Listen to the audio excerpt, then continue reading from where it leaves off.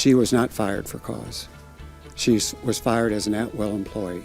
Aurora's police chief is fired. Now the city is taking the next steps in finding a new leader for the troubled police department. We remain committed to transparency, and we remain committed to our community and our police department. A health scare at a Colorado grocery store. What you need to know in case you were exposed to a highly contagious virus. A housing development is laying the foundation so people with brain injuries can rebuild their lives. We're going to have resource navigation. We're going to have on-site therapists. We're going to have people helping with vocational skills. You can help them get the job done. Plus, the Rockies are ready to play ball. The team is putting the finishing touches on Coors Field ahead of opening day.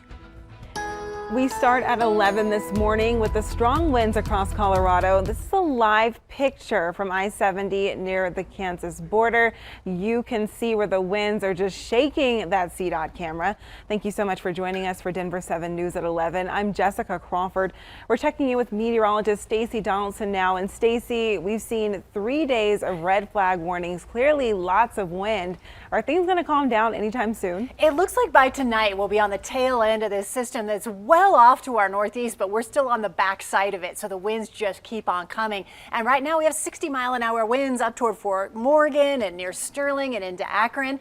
We have 30 to 50-mile-an-hour winds here for the metro area. And as we go through the rest of today, we're still under a blowing dust advisory for the eastern plains out toward Burlington, a high wind warning for gusts up to 65 miles an hour for the eastern plains, and even the metro area getting in on the red flag warning for high fire danger again today.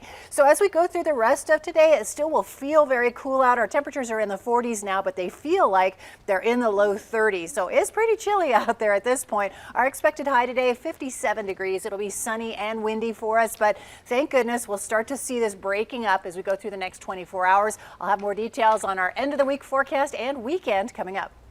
Just in time for opening day, Stacy, thank you. Coors Field getting ready for opening day. The Rockies posted these photos on Twitter of the final touches on the field. Air Tracker 7 flew over Coors Field this morning, and you can see signs welcoming fans and that purple stripe there along Blake Street. Mayor Michael Hancock proclaimed tomorrow as Purple Friday and is encouraging everyone to wear that purple. The game against the Dodgers is 2:10 tomorrow afternoon. New Broncos quarterback Russell Wilson is going to be out there to throw the first pitch. Crowds will be filling downtown Denver tomorrow for opening day. It's a sign things are returning to normal and the downtown area is recovering. The city is taking steps to encourage more people to come back. Mayor Michael Hancock and other city leaders want people to feel safe and welcome when visiting downtown. He says police are increasing patrols there, and the city has outreach programs to help the homeless. The city is also doing things like recruiting businesses, reusing office spaces, and keeping the restaurant patio expansion program. Denver's downtown is so much more than just a central business district. We know it's a place where people gather, where people live, where students learn, where people come to party. It's a neighborhood, and it should be a complete neighborhood, a central neighborhood district. The city says 40% of downtown Denver's workforce is back during peak times. 200,000 people are coming to downtown every day, which is near pre-pandemic levels. Aurora is now searching for a new police chief. The city manager fired Chief Vanessa Wilson yesterday, 2 weeks after Denver 7 first reported Wilson was on her way out. And the community is frustrated by ongoing turmoil in the police department. Denver 7's Colette Bordelon is in the studio. And Colette, you're breaking down where the city goes from here. That's right. Vanessa Wilson was with the department for 25 years, taking over as interim chief in 2020 during what she called a turbulent time. She was officially named chief in August of that year, and only 2 years later, the search is on for someone else to take that job. The goal is to have a new chief named in the next 6 months. Division Chief Chris Jewell will be in charge temporarily. An interim chief should be picked in the next couple of weeks. Aurora City Manager says the decision to fire former Police Chief Vanessa Wilson came down to two main concerns: overall management and leadership of the department. Wilson's attorneys say her firing is without cause. For her part, she released a statement through her legal counsel saying she's proud of the progress the department has made and that the department will continue to protect and serve regardless of who leads the agency. Her firing happened just a day after an independent report was released that criticized a backlog of investigations in the department that are still waiting to be processed by their records department.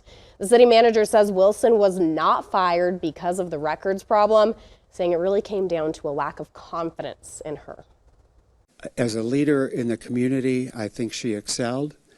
I think that she did, in terms of the many crises that we have experienced, I think she did very well in responding to those. I think obviously that was her strength, and she deserves accolades for that. But as I said, there's more to managing a police department than that aspect of it. And Jessica, Wilson will be getting a severance package. It's more than $200,000, which is a year's worth of her pay. She'll also get benefits on top of that. But like you were saying, there is some community reaction to this as well. We will be watching the search for a new chief very closely. Colette, thank you. And yes, not everybody happy about this decision. We are hearing from community leaders about Chief Wilson's firing. Activists say Wilson was making progress in building trust between police and communities of color. Now they're concerned that that trust is lost. Even if she didn't agree with us, she at least heard us. She showed her face in the community. I can't say the same about other city leaders. But now that she's been terminated, my question is the community going to be involved as part of the process of selecting our new chief? What does that look like? Activists say the community should consider recalls for leaders who back the city manager's decision to fire Wilson. We have more reaction to Wilson's firing as well as our past stories leading up to this decision on thedenverchannel.com and the Denver 7 Plus app. Police and prosecutors are addressing what they call an alarming increase of fentanyl deaths in Colorado. They're holding a news conference in Colorado Springs right now to explain what's being done at the federal and state levels to hold people who distribute fentanyl accountable. They say the drug is a public health and safety crisis. At the state level, lawmakers introduced a bipartisan bill 2 weeks ago. It increases penalties for smaller amounts of the drug and in cases where dealing the drug causes death. That bill also aims to widely increase access to things like fentanyl strips, Narcan, and services for people who suffer from addiction. The Jefferson County Health Department is warning that a King Superstore might be a possible exposure site to the Hep A virus. Investigators say a deli worker tested positive at the store at 38th and Sheridan. Here's what you need to know. Customers who bought meat, cheese, or pre-prepared sandwiches between March 20th and March 30th should check their vaccination status. At-risk customers should seek treatment. We have a list of clinics providing treatment on thedenverchannel.com. Some of the symptoms of hepatitis A include fever, vomiting, and jaundice. A new housing development on Colfax is being made especially for people with brain injuries and related disabilities. Valor on the Facts could be done by the end of the year, and it's leaning on the community for help achieving that goal. A construction project that'll help build the lives of the people who will live inside. We're going to have real families, real individuals walking in the door before we know it. Kate Kirkmans is with the Brain Injury Alliance of Colorado. Her team is playing a part in the development of Valor on the Facts, a housing development on Colfax for people with brain injuries and related disabilities. We're going to have resource navigation. We're going to have on-site therapists. We're going to have people helping with vocational skills. Brothers Redevelopment and Calcon Construction broke ground on the 72-unit community in October.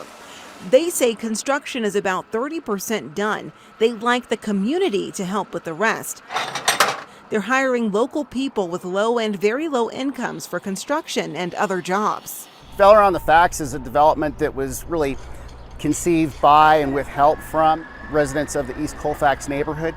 And so we value their input and we've engaged them throughout this process. And so we also want them to be part of not only the what they see at the end of the day with the development, but also be part of the development. Carpentry, electricians, plumbers. Nathan McConnell is the construction superintendent for Calcon. He says starting off with this construction job could lead to a career. The younger generation, younger people to start stepping up and getting in these positions. Helping to lay the foundation for a community that can help Coloradans with brain injuries rebuild their lives.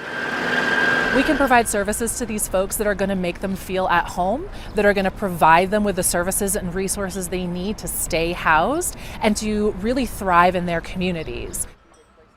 Construction jobs are available as well as other positions like maintenance, landscaping, and community management. The job fair is from 4 to 7 today at the Fax Partnership offices. That's at the corner of Colfax and Newport. It's almost camping season here in Colorado. Still ahead, a Colorado business is sparking the flame of adventure in a safe and sustainable way.